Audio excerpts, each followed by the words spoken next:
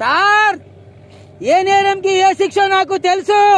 హత్య చేస్తే ఐపీసీ 302, హత్యా ప్రయత్నం చేస్తే 306, రేప్ చేస్తే 376, చీట్ చేస్తే 420.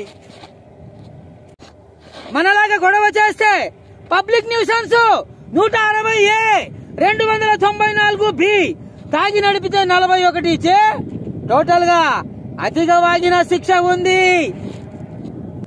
ఇప్పుడు మన కేసులో అన్ని సెక్షన్ల కింద హోల్ మొత్తంగా 30 రోజుల పైన జైలు శిక్ష, 3000 పై చెరువ ఫైను. ఇది వరకు 2500.